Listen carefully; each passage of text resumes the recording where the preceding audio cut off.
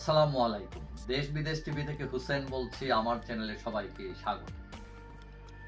গানের মধ্যে ইম্পর্টেন্ট বিষয় হচ্ছে সুর। সুর তাল লয় ঠিক না থাকলে গানই হয় না। এখন রাজনীতিতে তো সুর তাল লয় আছে, কিন্তু এখন বাংলাদেশের রাজনীতিতে আওয়ামী লীগ বিএনপি মুখোমুখি সময় থাকলেও তাদের পক্ষে অক্ষত ছিল। এখন আওয়ামী লীগ মাঠে নেই, কিন্তু বিএনপি মাঠে আছে এবং অনেকেই মনে করছেন এই দুই দল এরার ক্যারেক্টার, চাল চলন, কথাবার্তা অনেকটাই কাছাকাছি এদের। এখন এই যে নির্বাচন সামনে একটা আছে, সংস্কার, বিচার, এই তিন এজেন্ডা নিয়ে সরকার এগুচ্ছে। এখন এই তিন এজেন্ডার মধ্যে নির্বাচন নেই, বেশি মাঠ গরম। এখন বিএনপি চায় ডিসেম্বরের মধ্যে নির্বাচন করার জন্য। সেনাবাহিনী, সেনাপ্রধানও এটা সাপোর্ট করেছেন। এখন আওয়ামী লীগ তারাও বলছে যে দ্রুত নির্বাচন দিয়ে সকল দলের অংশগ্রহণ করে নির্বাচিত সরকারের কাছে ক্ষমতা হস্তান্তর করতে। এখন ইউনূস সাহেব জাপানে গেছেন, তিনি সেখানে বক্তৃতায় বলছেন যে শুধু একটি মাত্র দল ডিসেম্বরে নির্বাচন চায়। তো আসলে কিন্তু একটি দল চায় না, সেখানে আওয়ামী লীগও চায়, আরো কিছু ছোট ছোট দল তারাও চায়, সেনাবাহিনীও চায়। সুতরাং একটি দল চাচ্ছে, সেই অর্থে এটা ঠিক নয়। এদিকে জামাত, এনসিপি, নাগরিক পার্টি এবং কিছু ইসলামী দল তারা চায় যে সংস্কার আগে হোক, তারপরে নির্বাচন। কারণ সংস্কারটা না হলে পরে এটা শুভঙ্করের ফাঁকিতে পড়ে যাবে এবং সংস্কার কিছুই হবে না, ওই যেই লাউ সেই কদুই থাকবে। এখন সরকার অনেকটা এখন অনড় ভূমিকা নিয়েছে নির্বাচনের ব্যাপারে, যে ডিসেম্বর থেকে জুনের মধ্যে তারা নির্বাচন করবে। বিএনপির কথায় তারা খুব একটা ধার ধারতেছে না।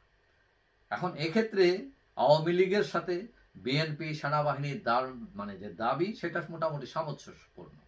এক্ষেত্রে শুধু একটি বিষয়ে দ্বিমত, সেটা হচ্ছে আওয়ামী লীগ চায় যে সকল দলের অংশগ্রহণ, কিন্তু এই বিএনপি, সেনাবাহিনী তারা অনেকটা খালি মাঠে গোল দেওয়ার পক্ষে, অর্থাৎ এটা নিয়ে কোনো কথা বলছে না সকল। যদিও সেনাবাহিনী মধ্যখানে একটা উদ্যোগ নিয়েছিল রিফাইন্ড আওয়ামী লীগ, সেটা বিরোধিতা করেছে এনসিপি, জামাতেরা। এখন ইতিমধ্যে আওয়ামী লীগ নিষিদ্ধ হয়েছে, নিবন্ধন স্থগিত করা হয়েছে। এটা অনেকটা এনসিপির চাপে সরকার করেছে বলে মনে হচ্ছে এবং সরকার এটা নিয়ে করে মোটামুটি বিতর্কিত হয়েছে। এখন কথা হলো, সরকার যদি ডিসেম্বরে নির্বাচন না দেয় তাহলে বিএনপি কি করবে, সেনাবাহিনী কি করবে, যারা এখন বলতেছে ডিসেম্বরে দেওয়ার জন্য?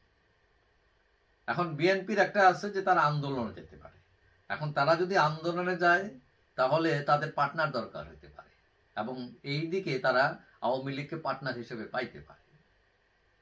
এখন বিএনপি যদি মাঠে নামে তাহলে সরকার যেরকম বিপাকে পড়বে, জামাত, এনসিপি তারাও একটা বিপাকে পড়বে এবং এই ক্ষেত্রে সরকার টার্ম কার্ড হিসাবে হঠাৎ করে পদত্যাগের ঘোষণা দিয়ে বসতে পারে।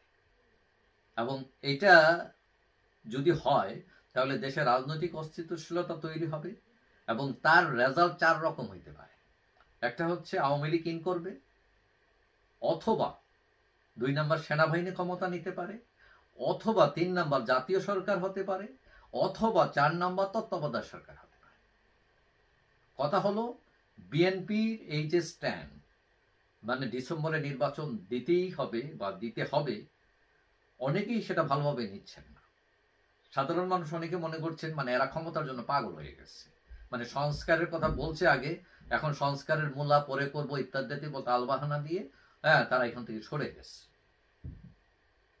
তবে নির্বাচন আগে হোক পরে হোক, নির্বাচন যখনই হবে লাভ কিন্তু হচ্ছে আওয়ামী লীগের, কারণ তারা সুযোগ নেবে এবং নির্বাচন করার সুযোগ যদি পায় মোটামুটি তারা প্রধান বিরোধী দল থাকবে, এটা মোটামুটি নিশ্চিত। সুতরাং তারা আবার রাজনীতিতে ইন করে ফেললো এবং অনেক সমস্যাই তাদের কেটে যাবে। তো যাই হোক, এখন এই যে ক্যারাসমতি শুরু হয়েছে, নির্বাচন ডিসেম্বর নাকি পরে, এইটা নিয়ে যে দেশের রাজনৈতিক উৎকণ্ঠা তৈরি হয়েছে, সেটা খারাপের দিকে যেতে পারে। তবে নির্বাচন যখনই হোক না কেন, সেটা আওয়ামী লীগেরই লাভ। যাই হোক, সবাই ভালো থাকবেন। আশা করি দেখা হবে অন্য কোনো ভিডিওতে ইনশাআল্লাহ। আল্লাহ।